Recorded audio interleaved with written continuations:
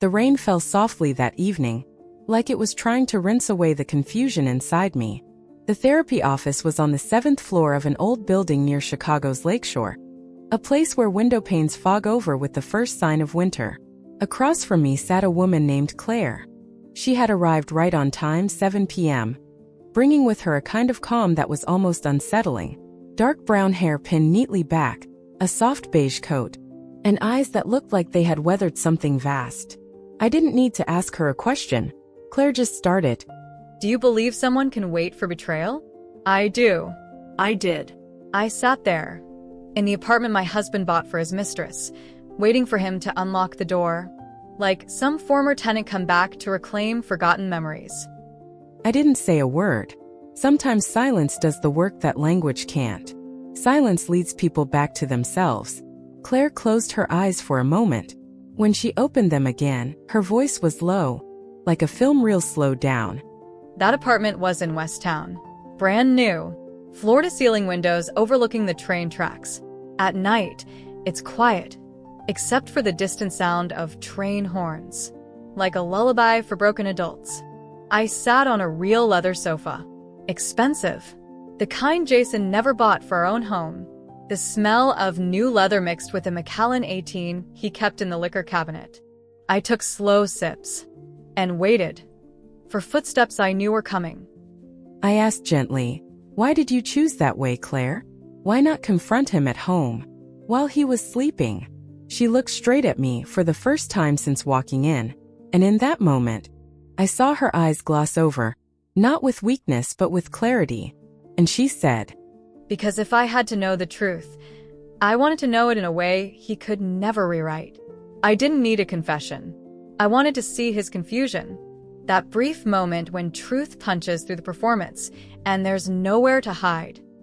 Because if I had to know the truth, I wanted to know it in a way he could never rewrite. I didn't need a confession. I wanted to see his confusion.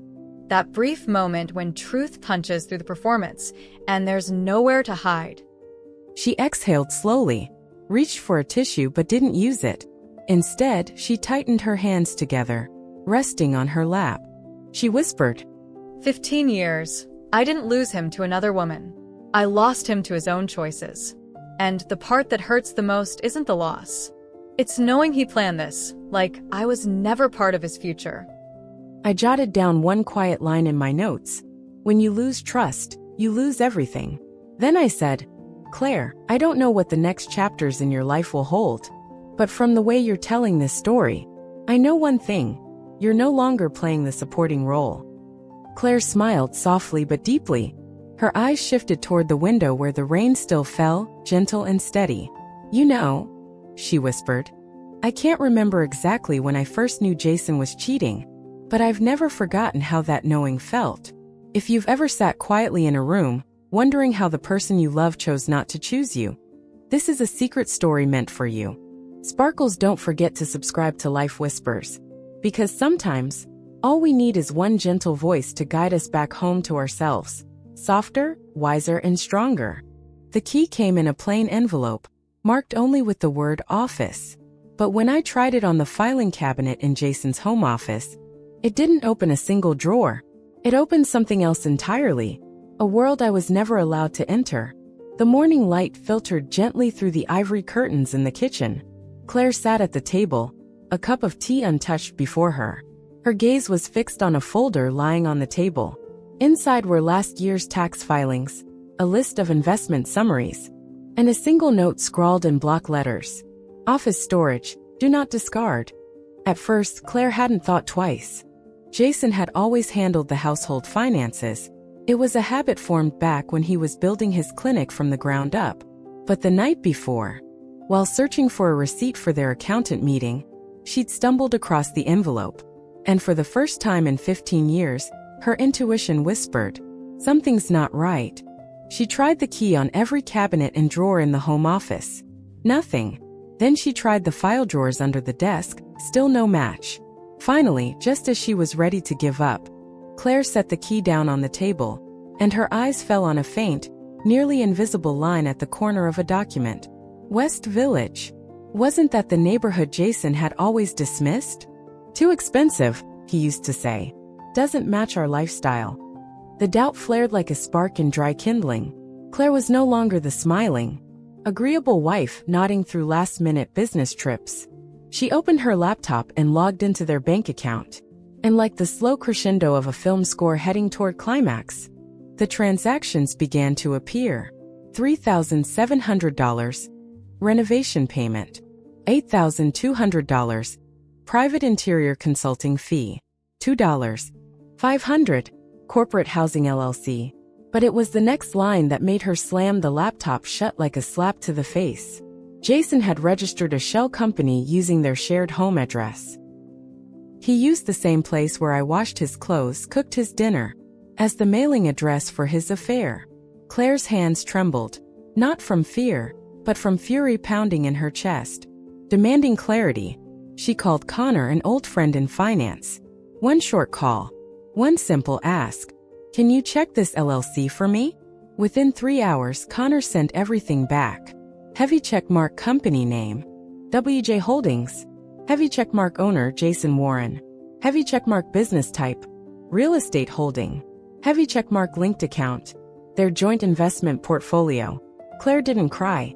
She poured herself a fresh cup of coffee, stood up calmly, and pulled on the beige coat she often wore to work. Her eyes landed on the black leather purse Jason had given her for her birthday the year before. A gift he once let slip had been on clearance. She slipped on her heels, picked up the folder, and headed straight to the Westerly. I didn't know what I was going to say, she told me later. I just knew I had to be the one sitting there first. Before him, before her, before the lies could say a single word. She pressed the button for the 18th floor. Apartment 36B. Her heart beat in sync with the rising elevator numbers. And when the door finally opened, she slid the key into the lock, and the door clicked open, as if it had been waiting for the real owner all along. When Jason walked in with her, I didn't stand up. I just turned on the light. The apartment was painfully quiet. Claire sat on the brown leather sofa, so new it still smelled of glue and money. On the coffee table lay a folder, meticulously arranged like a crime scene display. The condo purchase contract, wire transfers from their joint investment account, and the fake LLC documents. The hallway light flickered in and out through the door crack. Ding! The elevator stopped. Heels tapped lightly down the hall. A soft feminine laugh echoed, gentle, but sharp enough to slice through the heart of the woman waiting inside. Jason's voice floated down the corridor. Wait till you see the view. Totally worth it. The key turned in the lock. Click. The door opened, and hallway light spilled in, casting Jason's silhouette sharply across the floor. Next to him stood a woman, younger, slender, with carefully styled waves and a perfectly curated coat. Her hand rested lightly on Jason's arm, as if it belonged there. And just as the light entered, Claire flipped on the lamp. A warm golden hue lit up her composed face. She sat upright, arms crossed. No raised eyebrows. No tears. Hello, she said calmly. Or should I say welcome home? Number 2. Jason froze. His face drained of color. His hands fumbled with the keys. Megan, the woman beside him, took a step back. Something in her eyes shifted. Confusion gave way to unease. She looked at Claire. Then at Jason. Jason, who is she? Claire stood up, slow and deliberate, like she was strolling through her own house. She stopped just in front of Megan and extended her hand politely. I'm Claire Warren. His wife, legally, since 15 years ago. Then smiled soft but ice cold. And you are? Megan didn't take the hand. Her face went from puzzled to stunned to hollow. No way. He said you two were divorced. That it ended long ago. Jason stammered, voice cracking. Claire, it's not what you think. Not what I think. Claire walked over to the kitchen counter and lifted a document from the stack. Then explain this. Why did you transfer money from our shared investment account to WJ Holdings to buy this place? And explain this message you sent. She's been distant since her father passed. I'm just waiting for the right time to end it. Megan slumped into a chair. Her face went ghostly pale. You used my grief to justify your betrayal. Claire's voice wasn't loud, but it rang with the clarity of a bell against glass. Jason opened his mouth, this time trying to say anything. But Megan stood up fast. You said she was cold. That you were only staying with her until the paperwork went through. You said she was sick and needed time. Claire let out a dry, bitter laugh. Not out of humor, out of clarity. He's quite the storyteller, isn't he? She turned to Megan. Thank you. You've actually helped me more than you know. Funny thing is, those words, I heard them before. From my own father. When he cheated on my mother. He said, she doesn't understand me like you do. Megan said nothing. She didn't apologize. She didn't yell. She just lowered her head and whispered, I can't stay. I need to go. Jason reached for her hand, but she pulled away. You lied to me for 6 months. I was dumb enough to believe you. But I'm not dumb enough to stay. She opened the door and walked out like a ghost waking from a dream. Click. The door closed behind her. Now there were two. Alone in a beautifully furnished room. So silent it choked. Claire looked at Jason. Her gaze steady, peaceful even, as if she'd already seen how this ended. Well then. She pulled out a chair. Sat down across from him. Let's talk. Just you and me. Jason stood motionless. For the first time in 15 years he had no excuse to give. And Claire? She sat tall, like a judge at the bench, ready to begin the final hearing of her own life. He tried to pour himself a drink. I closed the cabinet and said, no, tonight, you need to stay sober. The soft yellow light of the modern kitchen glowed around them. It was so quiet Claire could hear the clink of ice cubes against the glass as Jason's shaky hands fumbled inside the liquor cabinet. Macallan 18. The one he'd always saved for important occasions. She stepped over, gently pushed the cabinet door shut. No. Tonight, you need to remember every word I say. Jason said nothing. He set the bottle down like a man surrendering his last privilege.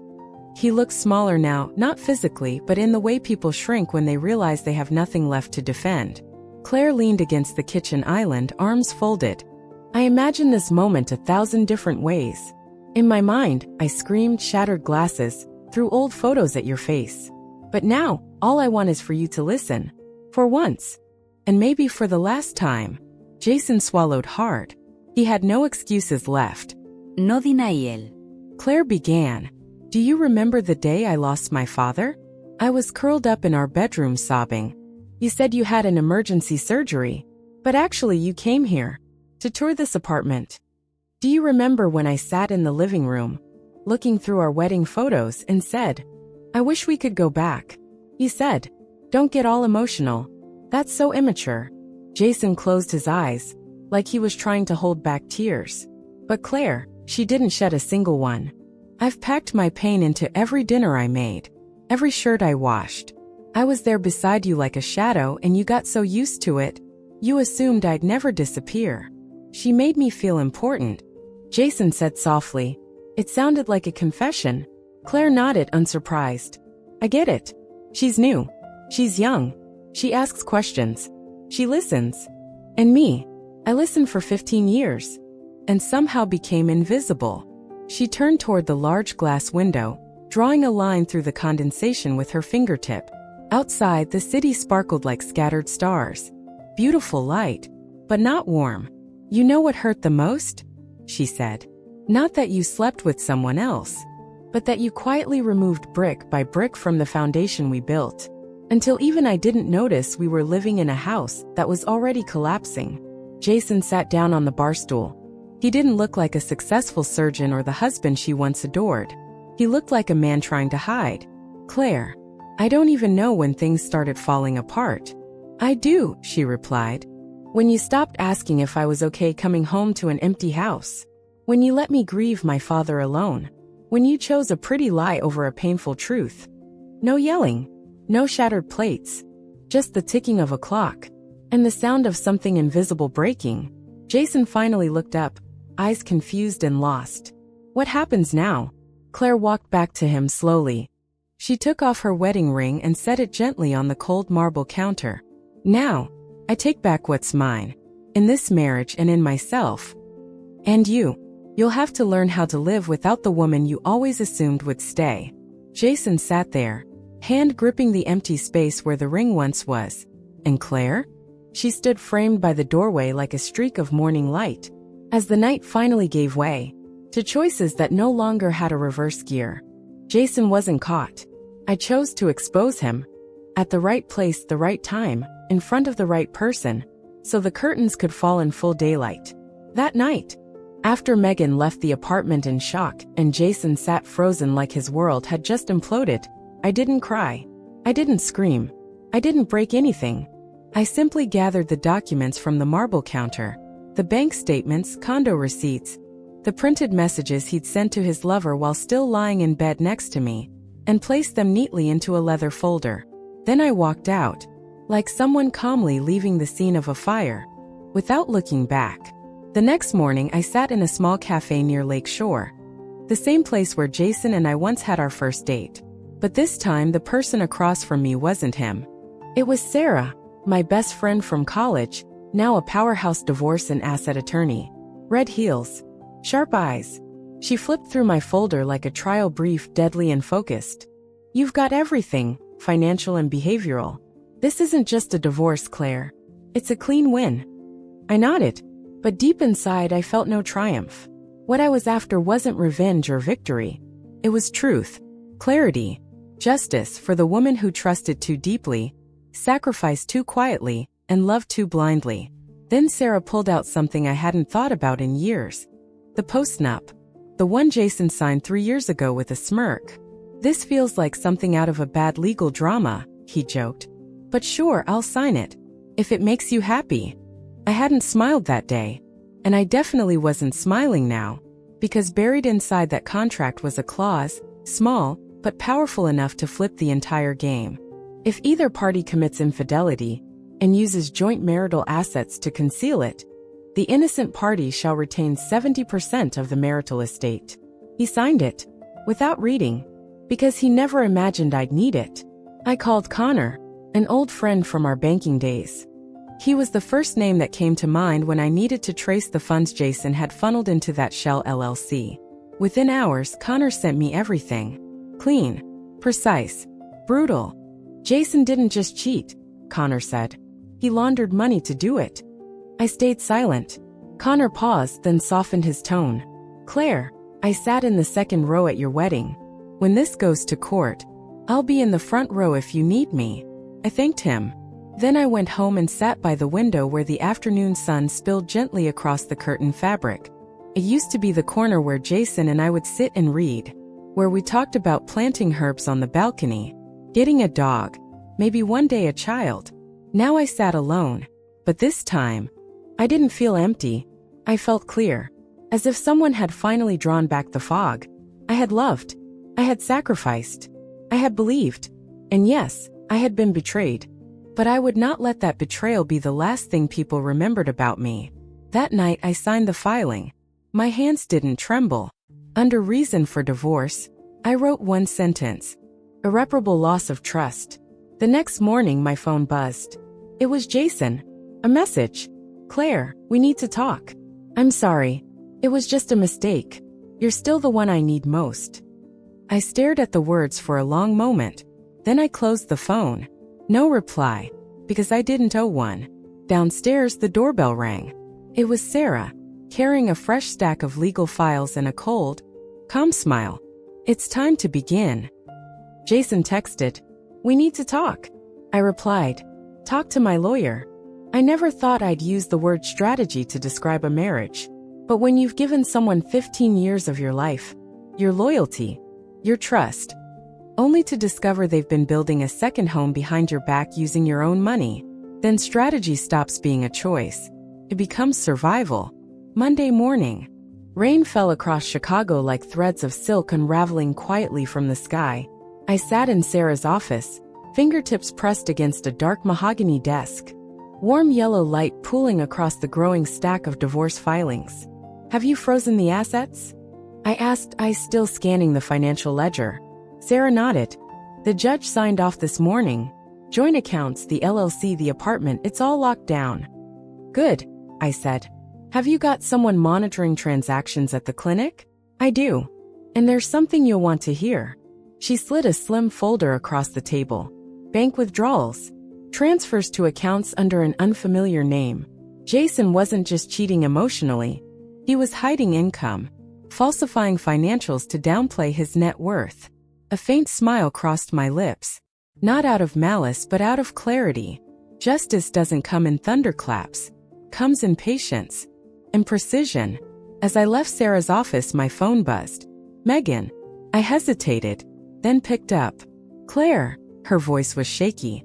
I know I probably shouldn't call, but there's something I think you need to know. Go ahead. Jason knows I'm pregnant, and he asked me to testify that you two have been separated before we started seeing each other. That you're just trying to punish him. I refused. But I stopped walking.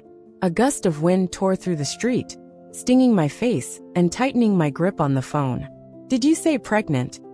11 weeks. Megan's voice barely carried. I said nothing, just stood there, on a wet sidewalk under a gray sky, while strangers passed with their colorful umbrellas laughing, heading toward places I once dreamed of. Dreams that included a baby Jason always said he wasn't ready for.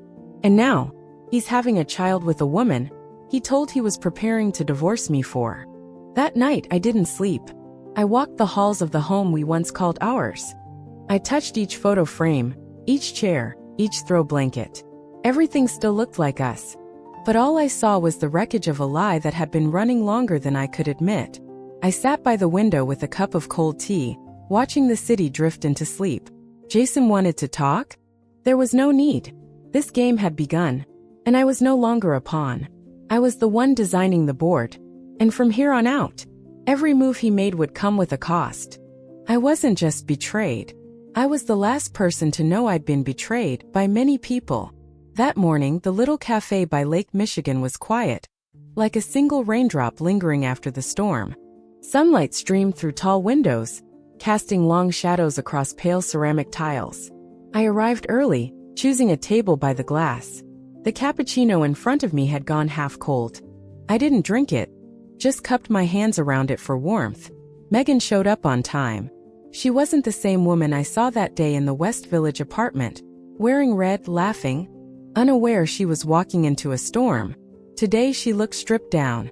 A gray sweater, her hair tied back, a face pale from sleepless nights. Her eyes carried the ash-gray weight of exhaustion and shame. I nodded instead of speaking. Megan sat down, reached into her bag, and slid a brown envelope across the table. I think you should see this, she said. I opened it. Inside were printed emails, screenshots, text logs from dating apps. Each sheet was a paper cut. Rebecca 3 years, Sophia 6 months, Lauren a few weeks, and more. Women who didn't know each other, but who all heard the same story. That Jason was already separated. That I was cold, career-obsessed. That he was rediscovering himself. I sat there, watching every mask Jason had ever worn peel away, like old wallpaper crumbling off a wall, exposing the bare brick beneath. He told me you'd left him, Megan whispered. That you didn't love him anymore. That you didn't want kids. I didn't respond. Instead, I stared out at the lake, silver and glassy in the light. A pair of ducks drifted by. I wondered, do they really mate for life like people say? Then Megan added, Rebecca is pregnant too. My head turned sharply. She works at the clinic, pharmaceutical rep. Like me. A chill ran through me. That apartment wasn't just his secret with Megan. It was ground zero in a web of betrayals spanning years. Jason hadn't just betrayed me. He betrayed the very idea of love, of trust, of marriage. Megan folded her hands. Her voice dropped. He came to see me again. Said you were trying to ruin his career. Asked me to lie in court, say we'd started dating after the separation. I couldn't do it. She placed a hand gently on her stomach. I'm keeping the baby, but I won't keep another lie. I nodded. Thank you for not becoming part of his performance. Her eyes shimmered. I thought I was special, she whispered. Now I just feel like the next name on a list. I said softly, we're not victims. Not anymore. Because we saw the truth and chose to stand on its side. We parted with a quiet handshake. I took the envelope with me, but the heaviest thing I carried was the truth it contained. That afternoon, I met Sarah, my razor-sharp attorney, in her office on the 17th floor downtown. I placed the folder on her desk. She scanned the pages. Her eyes narrowed with cold clarity. "This isn't just a divorce anymore," she said. "This is a coordinated emotional and financial fraud." "What's Jason doing now?" I asked. Sarah smirked. "He's prepping to declare the clinic a financial loss, try to dodge asset division." I wasn't surprised. "I want Megan on the stand," I said. Sarah nodded. "And I'll be filing for a full forensic audit, including the IRS." The final mask had fallen. There was no room left for pity. No more "why did you do this to me?" I didn't need his why anymore. I just needed to know I'd never walk back into that darkness again. I used to think justice was something distant and abstract. But that day in court, I saw her, wearing a dress and red heels. That morning, the courtroom stood silent, carved like a statue out of autumn air. The wind slipped through tall windows, stirring the drapes. In my hand was the thick file Sarah had spent weeks assembling. In my chest, my heart beat, not out of fear but readiness.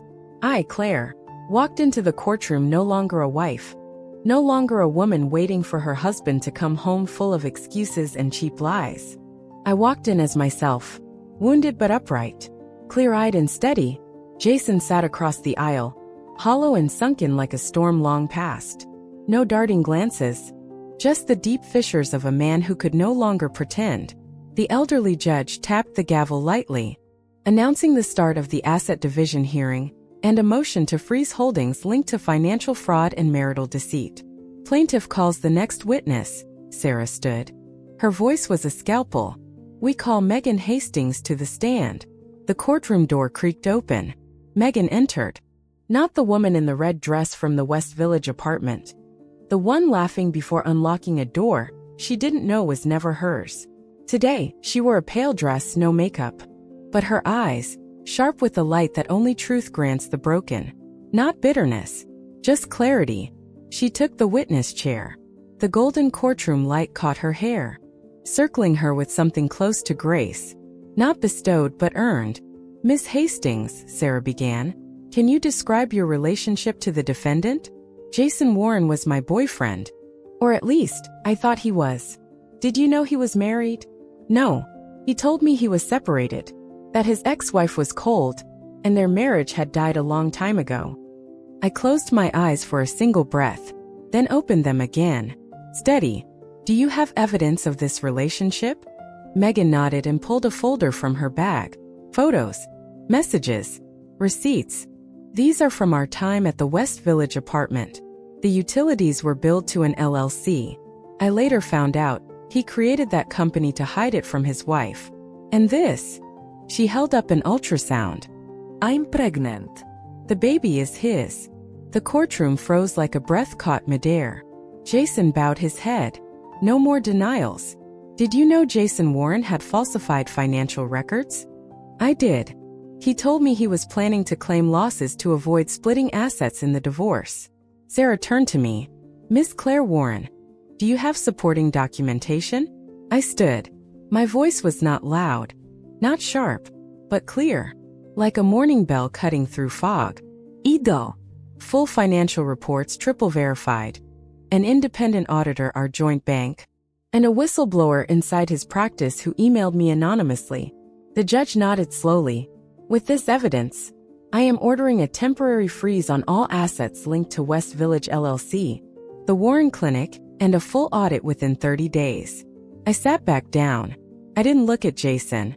I looked at Megan, the woman I once thought was the other woman, but today she was the final witness. The spotlight that closed the curtain on a play far too long. Outside, the afternoon sun spilled across the sidewalks of Chicago like warm honey on autumn breeze. I stepped out in a white blouse, the light catching it like the sail of a ship that had just made it through the storm. I didn't win because I got revenge. I won because I stood tall. I'm no longer the woman waiting in an apartment for the truth to show up. I'm the one who accepted the truth and stepped into the light. That morning, Lake Michigan was impossibly still. Its silvery ripples shimmered against my window, casting a soft reflection, no longer blurred by tears, No longer chaotic like it was 6 months ago. Just clear. Grounded. Like a portrait finally complete. I, Claire, stood in my new apartment. It wasn't as big as the old house. No garden. No dual kitchen sinks. But it glowed, bathed in the golden light of a brand new morning. It was just enough space. Enough for me. Not me, shrinking to fit someone else. Just me. On the desk sat a small box. I opened it slowly.